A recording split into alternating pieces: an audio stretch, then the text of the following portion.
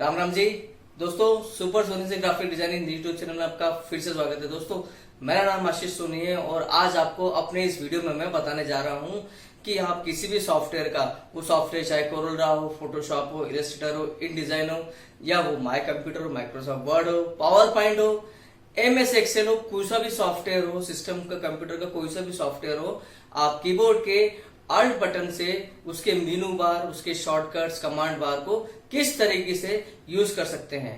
तो आइए दोस्तों, इसके लिए मैं आपको अपनी कंप्यूटर की स्क्रीन पर इसके बारे में स्टेप बाय स्टेप बता रहा हूं। इसके साथ साथ दोस्तों, जो भी मैं आपको बता रहा हूं उसको मैंने हिंदी में टाइप करके प्रॉपर तरीके से समझाने की कोशिश भी करी है। तो दोस्तों, आइए चलते हैं मेरी कंप्यूटर की स्क्रीन पर, जहां पर मैं आपको स्टेप बाय स्टेप बता रहा हूं कि किस तरीके से अल्ट की का यूज हम करें, किस तरीके से मेनू बार को ड्रॉप डाउन करें, मेनू बार के सब कमांड्स देखें, अल्ट की को यूज करके देखें। आइए दोस्तों नमस्कार। आप मेरे साथ मेरे कंप्यूटर की स्क्रीन पर हैं और यहाँ मैं आपको बता रहा हूँ कि how to use menu bar and commands through alt key. कोरोला या किसी भी सॉफ्टवेयर के शॉर्टकट्स, मेनू बार और कमांड्स अल्ट की से कैसे यूज करें। दोस्तों, यहाँ पर मैं सॉफ्टवेयर की बात कर रहा हूँ, किसी भी सॉफ्टवेयर की बात कर रहा हूँ, ध्यान दीजिएगा। यहाँ पर मैं स्पेसिफिक सिर्फ कोरोला की बात नहीं करूं कि मैं आपको कोरोला में सिखा रहा हूं तो सिर्फ कोरोला की बात करूं। यहाँ पर मैं आपको कीबोर्ड से अल्ट की का यूज करना बता रहा हूं कि अल्ट की से हमारे लिए कितनी बेनिफिशियल है ना। उसके लाभ में आपको मेरे वीडियोस में मैं बता रहा हूँ। यहाँ पर मैंने मेरे अनुभव शेयर कर रहे हैं आपके साथ में। यहाँ पर मैंने लिखा हुआ है कि कंप्यूटर में काम करते समय यदि कभी कुछ ऐसी परिस्थिति आ जाए, जैसे सीपीयू में माउस का यूएसबी पोर्ट खराब हो जाए, है ना, सॉकेट कोई उसका कोई सॉकेट वगैरह है वो कुछ खराब हो जाए, वायरलेस माउस है ना, वायरलेस माउस जैसे मेरे पास में है तो उसका सेल खत्म हो जाए, ठीक है, फिर चार्जिंग वाला सेल अगर आपके पास में हो तो सेल चार्जर खराब हो जाए, तो देखिए परिस्थिति कभी कुछ भी कैसी हो सकती है। मेरे साथ में पूरी ऐसी परिस्थिति उत्पन्न हुई है, इसलिए मैं सब आपको बता रहा हूँ, ठीक है। और जो प्रोजेक्ट या डिजाइन आप बना रहे हो, आप उसको अधूरा भी नहीं छोड़ सकते हैं, ठीक है। आप कोरल में किसी सॉफ्टवेयर में नए हैं, जिस सॉफ्टवेयर में आप काम कर रहे हैं आपको उसके शॉर्टकट भी पता नहीं है, तो आप किस तरीके काम करेंगे। आप या तो माउस लेने जाएंगे, माउस का इंतजाम करेंगे, तो फिर वो जो प्रोजेक्ट आप कर रहे हैं या जो भी डिजाइन बना रहे हैं वो आपको कुछ ही समय बाद देनी है, और ये ऐसी घटना आपके साथ में घटित हो जाए कि माउस खराब हो जाए, तो क्या करेंगे। तो उस स्थिति में क्या होता है दोस्तों कि हम अपना काम अधूरा नहीं छोड़ सकते, नहीं सीट से उठकर जा सकते हैं। तो हमारे पास में जो साधन अवेलेबल हो, है ना, हमको उन्हीं साधन से काम निकालना चाहिए, ठीक है दोस्तों।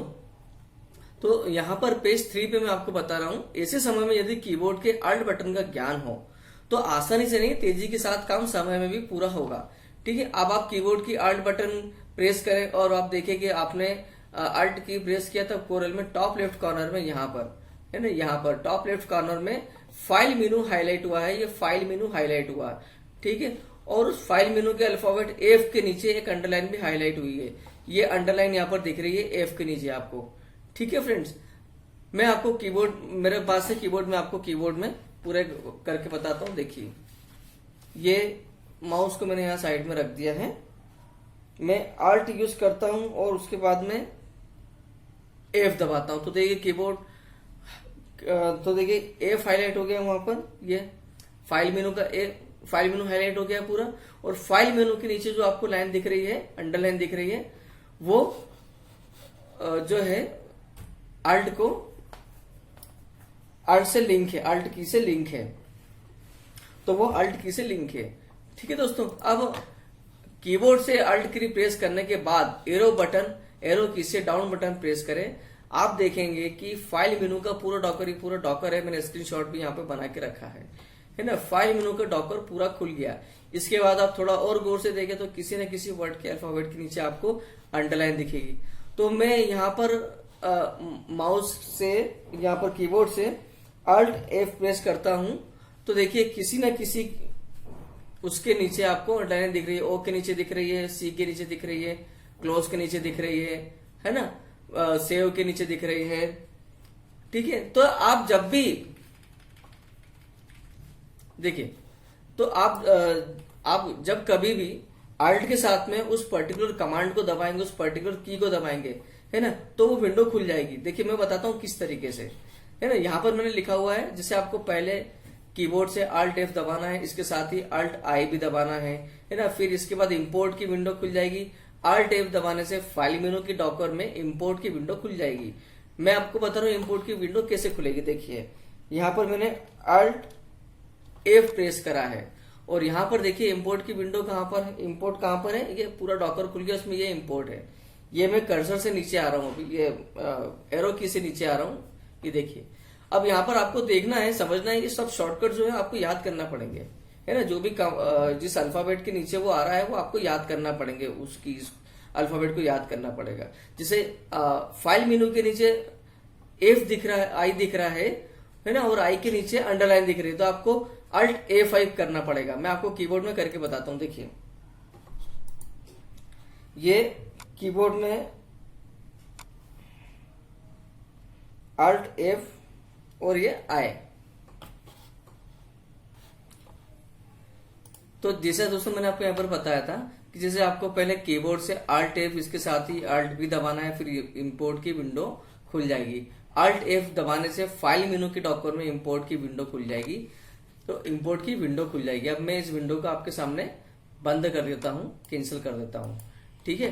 तो अब मैंने किस तरीके से खोली थी कि इसी तरह आपको काम करते समय जिस कमांड की आवश्यकता हो, आप उस मेनू के वर्ड के अल्फाबेट जिसके नीचे भी अंडरलाइन हो और उसके उस पर्टिकुलर कमांड के नीचे भी अंडरलाइन हो। जैसे फाइल मेनू का एफ, उसके नीचे अंडरलाइन है, यहाँ पर फाइल मेनू का एफ है ना, ये फाइल मेनू का एफ मैंने स्पेशली यहाँ पे रखा हुआ, उसके नीचे अंडरलाइन हो, है ना। और उसके नीचे इंपोर्ट का आई, जिसके नीचे भी अंडरलाइन है, यहाँ पर इंपोर्ट का आई, इसके नीचे भी अंडरलाइन है, ठीक है। तो पहले मेनू अल्फाबेट मतलब एफ, इसको, उसके बाद कमांड अल्फाबेट मतलब इसको, ये कमांड वाला अल्फाबेट है आपका, इसको दबाना पड़ेगा, ठीक है। नेक्स्ट पेज पे चलते हैं। अब जैसे उदाहरण के लिए मैं कुछ टाइपिंग कर रहा हूं, है ना, और मुझे किसी शब्द को पूरे डॉक्यूमेंट में, है ना, बदलना है, नए शब्द से रिप्लेस करना है। मैं कैसे करूंगा मैं आपको पूरा यहाँ पे बता रहा हूं। तो ये फाइंड एंड रिप्लेस के सब कमांड रिप्लेस टेक्स्ट से होगा जो एडिट मेनू में आता है। अब इसके लिए मुझे Alt के साथ 3 कीज दबानी पड़ेगी, है ना। इसलिए मैं एडिट मेनू का E, है ना, एडिट मेनू का E, ठीक है, फाइंड एंड रिप्लेस का F, ठीक है, और रिप्लेस टेक्स्ट का A, रिप्लेस टेक्स्ट का A, ये यहां पर ये आ रहा है रिप्लेस टेक्स्ट, इसका ये ए के नीचे दिख रहा है आपको, ठीक है। ए के नीचे स्मॉल ए लिखा हुआ है, उसके नीचे अंडरलाइन दिख रही है। ए के नीचे एक के बाद एक अल्ट की को दबा दूंगा तो वो रिप्लेस टेक्स्ट वाली कमांड की विंडो खुल जाएगी। मैं आपको करके बताता हूं। Alt E F A, ठीक है दोस्तों। तो इस तरीके से ये आपके सामने रिप्लेस की विंडो, रिप्लेस की कमांड खुल गई है, ठीक है दोस्तों। अब इसके अंदर मुझको जो वर्ड चेंज करना हो उसको मैं फाइंड में यहाँ पर लिख दूंगा और जिसको मुझको रिप्लेस करना हो उसको मैं यहाँ पर लिख दूंगा। तो देखिए मैं किस तरीके से करता हूं। अब जब मेरी विंडो खुली तो मेरा कर्सर यहां पर था, यहां पर मैं ए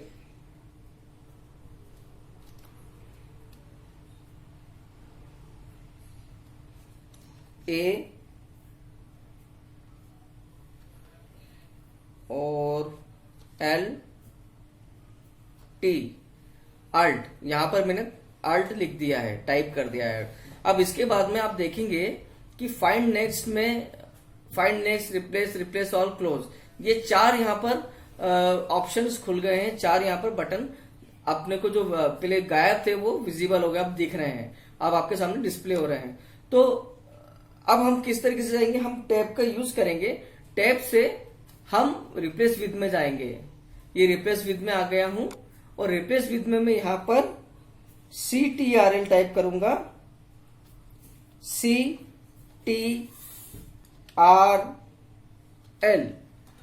CTRL टाइप कर दिया है। अब CTRL टाइप करने के ठीक बाद आप देखें कि रिप्लेस ऑल जहां पर लिखा हुआ है उसमें P के नीचे अंडरलाइन दिख रही है, तो हमको Alt P दबाना है, ठीक है। Alt P दबा देंगे। देखिए यहां पर मैंने पूरा लिखा हुआ है, उसमें मुझे फाइंड वाली विंडो में चेंज करने वाला वर्ड टाइप करने के बाद टैब से रिप्लेस विद में रिप्लेस वर्ड टाइप करना है। उसके बाद टैब से रिप्लेस ऑल पर एंटर दबाना होगा, है ना, फिर वो वर्ड रिप्लेस हो जाएगा।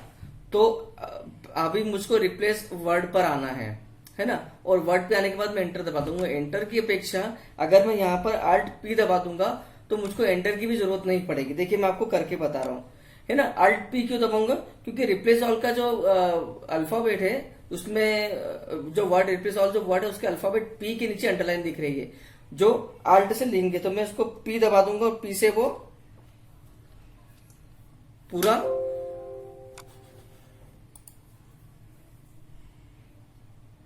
P दबा दूंगा, P से पूरा चेंज हो जाएगा। ये देखिए रिप्लेस कंप्लीट आपके सामने लिखा हुआ आ गया है ना। मतलब पूरा के पूरा जहां पर Alt था वहां पर कंट्रोल CTRL टाइप हो गया है ना, अपने आप रिप्लेस हो गया है वर्ड। देखिए मैं आपको पेज नंबर 1 पे लेके चल रहा हूं, देखिए है ना। यहाँ पर Alt था, अब CTRL हो गया।